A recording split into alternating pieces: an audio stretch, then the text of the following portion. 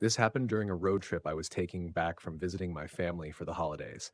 I usually avoid driving more than a couple of hours since I prefer flying, but this year the flight tickets were exorbitantly priced, over $1,000 for a round trip to a nearby state. I had planned to get home a few days before I had to return to work, but a snowstorm hit on my intended departure day, forcing me to stay an extra 2 days before finally starting the drive. The roads were empty, given it was past the holiday rush, and most of my route avoided major cities. The hardest part was staying awake and fighting boredom. The first 8 hours passed uneventfully, although I was tired. The snow covered roads kept me alert. It was about 10 p.m., and I had a hotel booked in a small town 2 hours away. As I drove, I noticed headlights in my rearview mirror. Someone was behind me. It was the first vehicle I'd seen in over an hour. The lights grew quickly, indicating the driver was speeding. Soon, a large van loomed behind me on the one-lane road. I expected it to swerve around me due to its speed, but it matched my pace and stayed close behind. After a few seconds, I realized they weren't trying to pass. We drove like that for nearly 10 minutes. It was unnerving, given we were the only ones on the road, and the van was tailgating me so closely that I couldn't see its bumper or license plate. Feeling uneasy, I decided to take an exit for a gas station, hoping the van would continue on the main road. However, it followed me down the exit ramp. I pulled into the gas station and parked at a pump. The van parked at the pump behind me. I wasn't sure what to think. Part of me feared the worst, but another part hoped I was overreacting.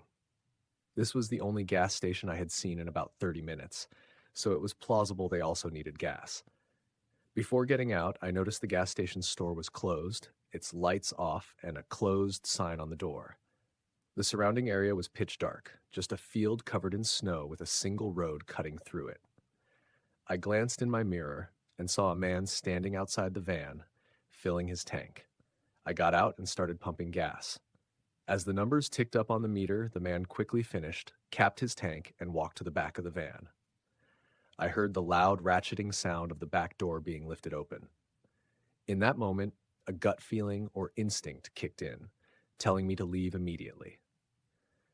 I pulled the pump out of my car just as three men started sprinting toward me from around the van. I dropped the pump and jumped into my car, locking the doors just as one of them grabbed the handle, trying to rip it open. I was shaking, fumbling to start the car. The men tried each door but quickly retreated back to their van. They fled before I could even drive away. Once I did, I saw them speeding off in the opposite direction. I called the police to report the incident, but I never heard back with any updates. It was clear they were trying to abduct people under the cover of night on the deserted highway. What terrified me was how confident and coordinated they were. It was like they had done this many times before. I shudder to think what might have happened if they had managed to get me. I urge everyone to learn from my experience. You may not be as lucky.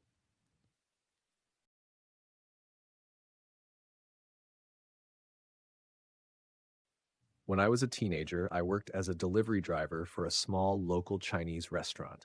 It was a typical high school job, sometimes monotonous, sometimes hectic. I appreciated not having to work inside the restaurant itself, where I'd have to handle the constant flow of customers. One Friday evening, I was on a late shift from 6 p.m. to midnight. The night started predictably. Orders came in one after the other, leaving me little time to relax. By 8, things had calmed down a bit, and I was looking forward to a short break after delivering a few more orders. I picked up 3 orders and set out. The first 2 deliveries went smoothly, but the last address took me to an unfamiliar part of town. The GPS directed me to a secluded area that seemed to be on the edge of a wooded park. As I drove, I noticed that the houses grew increasingly sparse, and the road turned into a narrow, uneven path. When I arrived at the address, the house was nearly invisible from the road, obscured by dense foliage and tangled vines. The driveway was barely discernible, swallowed by overgrown grass. With no other option, I parked the car and started walking through the thick vegetation. The house was small, almost like a cabin, and appeared to be in a state of disrepair. The windows were covered in grime and was peeling. As I approached the front door, a sense of unease crept over me. The property seemed deserted, and a chill ran down my spine. I knocked on the door, trying to push away my growing discomfort. Moments later, the door creaked open to reveal a young woman. She was impeccably dressed, which felt strangely out of place considering the house's condition. Her demeanor was calm, but there was something unsettling about her presence. "Come in," she said, her voice eerily serene. I hesitated, feeling a surge of dread. I decided I should leave immediately, but as I turned to walk away, I heard a loud noise from the side of the house. I looked over to see a strange, metallic object moving through the grass, glinting under the dim light. Before I could react, two men emerged from behind the house, their faces partially obscured by masks. They were moving quickly, heading straight for me. Panic set in. I dropped the delivery bag and sprinted toward my car, struggling through the overgrown driveway. I tripped over the tangled grass, falling to the ground. My heart raced as I scrambled to get back on my feet. I could hear the men getting closer. Desperately, I managed to reach my car, start the engine, and drive away as quickly as I could. As I sped down the road, I glanced back and saw the men retreating, disappearing into the shadows. My hands were still shaking as I called my boss to report what had happened. He was alarmed, but reassured me to call the police and focus on my safety. I was relieved he was more concerned about me than the missed delivery. The police arrived quickly and conducted a thorough search of the area. They found no trace of the men or the woman, but they did uncover something unusual, a series of strange markings and symbols hidden among the overgrown grass and vines. It appeared as though the property had been used for some kind of clandestine activity. The investigation revealed that the property was a part of a larger network of abandoned areas being used for secretive and potentially dangerous activities. The state-owned land had been temporarily leased for experimental purposes, and the property was slated for demolition, which explained the lack of maintenance. Although the exact nature of the encounter remained unclear, it was evident that I had narrowly avoided something sinister. I hoped that no one else would have to face such a situation, and if they did, I hoped they would be as fortunate as I was to escape unscathed. I was delivering a truckload to a company on the far western coast, coming from the East Coast. The route across the country is one I've taken many times before, being a truck driver for many years. It's always the same every time I make one of these drives. Same roads, same truck stops, same everything.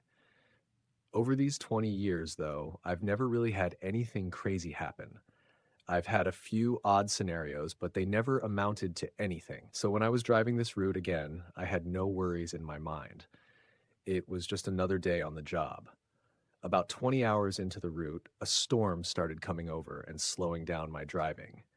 It was late too, so by then I was already looking for the next truck stop to sleep at. As I drove, though, a very sudden light appeared behind me. The road I was on was flat and straight, so I would have seen them coming in my mirror, but it was all of a sudden that they were right behind me. Maybe they had just turned on their lights or something. I didn't know. But they very quickly came right up to the back. I kept my eyes on them until they got so close that they were completely covered by the trailer. All I could see were their headlights reflecting off the back, but then their lights shut off. I maintained my speed and kept looking back at my mirrors, trying to see if they were still behind me, but I had no way to know. For someone to turn off their lights in the middle of a heavy storm was insane, though, and to be tailing behind me so close was just as insane. Thankfully, a sign showed a truck stop was only 5 miles ahead, so at least I knew I was close to getting away from whatever this was. I didn't want to jump to conclusions based on just some weird behavior, but as a trucker, it's hard not to think about the possibility of it being an attempted robbery, especially when alone on the road at night. For the rest of the 5 miles, I saw no signs of them behind me. I was still on edge because I couldn't really see anything anyway, but I started feeling less worried as I was coming in on the truck stop. I pulled in, trying to check my mirrors to see if they followed, but with the rain and lack of lighting, it was really too hard to tell. The truck stop was mostly empty, though, aside from a few trucks at the gas pumps. I pulled off to the side and parked in the middle of the lot. After waiting a minute and getting some of my stuff organized, I opened the truck door and leaned my head out, looking along the side of the trailer. I was drenched from the rain in just a matter of seconds, but from what I could tell, there was no car behind me. I closed the door and finally felt a bit of relief. Grabbing my pillow and blanket from the passenger's side, I locked the doors, turned off the truck, and tried to get some shut-eye. The rain pounding on the metal roof made it easy to fall asleep, blocking out any possible sounds coming from other trucks pulling in and out. When I woke up, though, I felt I had only been asleep for a few minutes. I looked around, seeing it was still dark out and the storm was the same, if not worse. But before I could check my mirrors, a loud thump shook the truck. My eyes opened wider. I reached for the door handle and opened it, looking out at the back of the trailer. Through the rain, I could barely see the outline of a car with its headlights off and two men moving around in front of it. Terrified, I hesitated to step out and confront them. And as I sat there in that moment of hesitation, the door suddenly slammed against my body, shoving me back further into the driver's seat. Another man stood outside, yelling at me to stay where I was, then slamming the door again. His right hand was shoved in his hoodie, and with two other men behind the truck, I was in no position to try anything.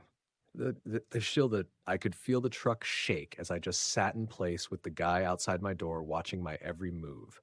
He didn't even look away for a second. This went on for a few minutes, then they ran back to their car and drove off. I was still in shock, watching their car disappear onto the road. I called the police and put in a report, but no information ever came up on who the men were.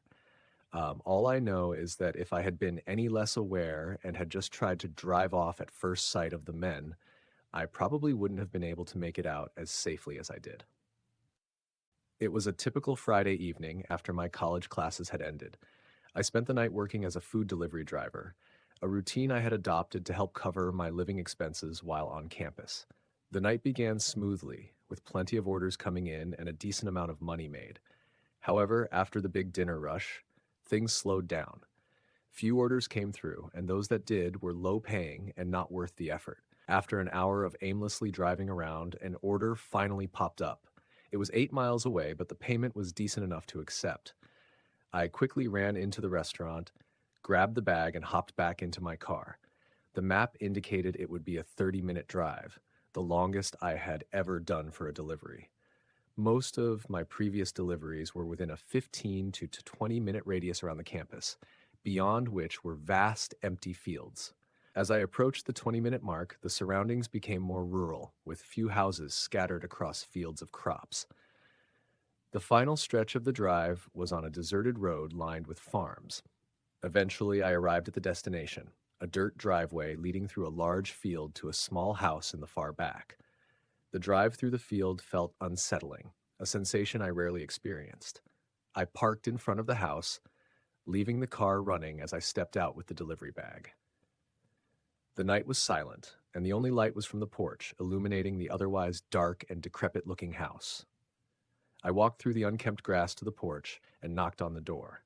I glanced back at my car, feeling uneasy with the field of darkness behind it. After a moment, I knocked again, but there was no response. The house appeared abandoned, with no lights on and a decayed exterior.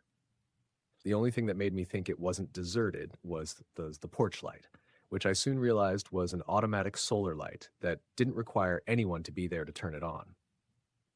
Just as I was piecing this together, I heard a car approaching from behind.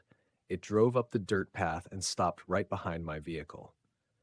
A man stepped out and I called out, asking if this was his order, but he didn't respond. He just stood there, silently staring at me. My adrenaline spiked as I realized the potential danger of the situation. I was isolated, stuck between an empty house and a stranger. In split-second decision, I dropped the bag and sprinted off the porch, running behind the house and into the field of grass. I glanced back to see the man pursuing me. I continued running, the grass growing thicker and taller until it obscured my view. Eventually, I slowed down, catching my breath and carefully navigating through the crops to avoid making noise. After what felt like an eternity, I reached another property and found a road where I finally had enough signal to call for help. The police picked me up and went to check on my car. The man was gone by the time they arrived, but my car was untouched, and the delivery bag remained on the porch. It became clear that the man had sinister intentions beyond just robbing me, intentions that I narrowly escaped. In 2021, I worked as a pizza delivery driver for a small, locally owned pizzeria near my university. The job wasn't glamorous, but it paid the bills and helped me get by while I finished my studies. Most nights were predictable, filled with the usual deliveries and the occasional late night rush. This evening, however, would turn out to be anything but ordinary. I clocked in at 5 p.m. and started my shift. The first few hours passed without incident, just the usual stream of orders and the occasional small talk with customers. By 8:30, after a brief break, I was back on the road, ready for my next delivery. The order came through with an address that seemed out of the ordinary, a business center located on the edge of town, away from the usual residential areas. As I drove towards the destination, the landscape grew increasingly desolate. The bustling cityscape gave way to an empty business district with rows of small office buildings standing silent under the dim streetlights. My GPS guided me through the maze of streets until I finally arrived at the address. The parking lot was eerily empty, not a single car in sight. The only light came from a solitary lamp near the entrance of the building, casting long shadows across the pavement. I checked the address once more, confirming it matched the one on the order. A sense of unease settled over me, but I shrugged it off. After all, deliveries could be unpredictable. I parked and approached the building. The entrance was a glass door with a dark tint that made it hard to see inside. I knocked firmly and stepped back, my heart racing slightly. To my surprise, the door opened almost immediately. A middle-aged man stood in the doorway, wearing casual clothes and a wide grin that seemed a bit too eager. "You're here," he exclaimed with an over-the-top enthusiasm that made me feel uneasy. "We've been waiting for these pizzas. Everyone's starving." I peered inside but saw no sign of other people, just a dimly lit hallway and an air of abandonment. The man seemed to sense my hesitation. He explained that the rest of the office staff were on the third floor for a company party. The way he spoke was overly animated, almost as if he were putting on a show. I forced a polite smile as he handed me the cash and a generous tip. Then came the unexpected request. "Could you help me bring the pizzas up to the third floor?" He seemed genuinely hopeful, but I couldn't shake the feeling that something was off. Despite the generous tip, the request felt more like an obligation than a favor. Still, I reluctantly agreed, figuring it was the polite thing to do. The man led me to a door labeled Stairs. As we ascended, I couldn't help but notice how cold the stairwell felt. The lights were off, and the only illumination came from the faint glow of the hallway light. The atmosphere was oppressive, and the silence was almost deafening. We reached the second floor, and the man continued up without pausing. I hesitated at the bottom of the stairs, a creeping sense of dread washing over me. I could hear his footsteps growing fainter as he climbed higher. My instincts screamed at me to turn back, but I followed him, albeit more slowly. When I reached the landing of the third floor, the man had already disappeared around the corner. I could hear the faint hum of an industrial-sized air conditioner and the distant sound of what I thought might be music. The hallway was dim, with only the occasional flicker of a fluorescent light overhead. Suddenly, the man reappeared at the top of the stairs, his earlier jovial demeanor replaced by an unsettling intensity. His grin was gone, replaced by a hard, almost predatory gaze. "What's taking so long?" he demanded, his voice carrying an edge that sent shivers down my spine. Fear surged through me. I could feel my pulse quicken as I turned to retreat, but before I could move, he lunged at me with a furious expression. In a panic, I dropped the pizzas and sprinted down the stairs. My heart pounded in my chest as I burst out of the building and ran to my car.